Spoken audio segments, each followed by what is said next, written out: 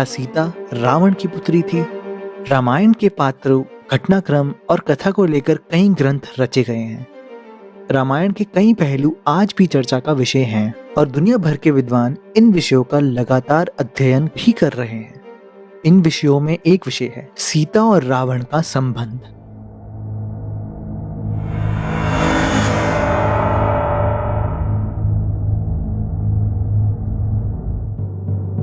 कई विद्वानों का मानना है कि सीता और रावण के बीच में पिता और पुत्री का संबंध था। हालांकि वाल्मीकि द्वारा लिखी गई रामायण में इसका कोई उल्लेख नहीं है। राम के जीवन पर करीब 125 अलग-अलग रामायण लिखी जा चुकी हैं।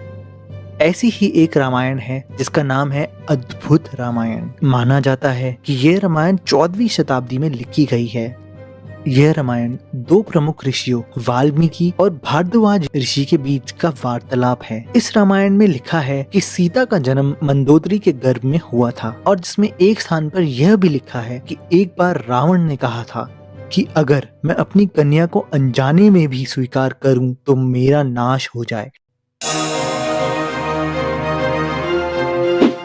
अद्भुत रामायण में कथा आती है कि एक बार दंडकारण्य में गृत्समत नामक ब्राह्मण रहता था जो लक्ष्मी को अपनी पुत्री रूप में पाने के लिए हर दिन एक कलश में कुश के अग्रभाग से यानी आगे के भाग से मंत्र उच्चारण के साथ दूध की बूंदें डाला करता था।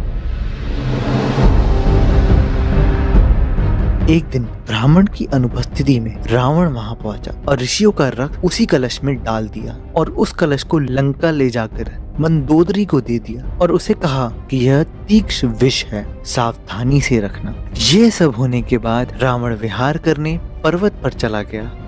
रावण की उपेक्षा और अत्याचारों से दुखी होकर मंदोदरी ने आत्महत्या की इच्छा से उस घड़े में रखे रक्त को जहर समझकर पी लिया। इससे अनजाने में ही मंदोदरी गर्भवती हो गई और तीर्थ यात्रा के बहाने भारत आ गई। वहीं उसने यात्रा के समय रास्ते में ही अपना गर्भ निकालकर भूमि में दफना दिया। इसके बाद मंदोदरी ने सरस्वती नदी में स्नान किया और लंका वापस लौट गई।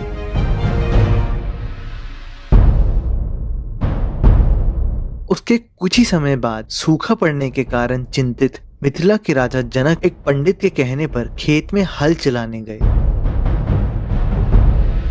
हल चलाते समय उनका हल एक स्थान पर जाकर अटक जाता है। जब राजा ने वहां जाकर देखा तो उन्हें वहां धरती में गड़ा हुआ वही बच्चा मिला। हैरानी की बात यह है कि इतने समय तक दफन रहने के बावजूद वह बच्चा जीवित था और उसके जीवित रहने के कारण राजा जनक ने उसे भगवान का आशीर्वाद समझकर अपनी पुत्री के रूप में स्वीकार कर लिया।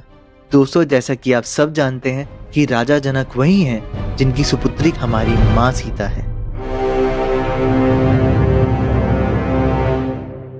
दोस्तों, इस कथा के आधार पर कई विद्वान यह मानते हैं और दावा करते हैं कि सीता और रावण में पिता और पुत्री का संबंध था।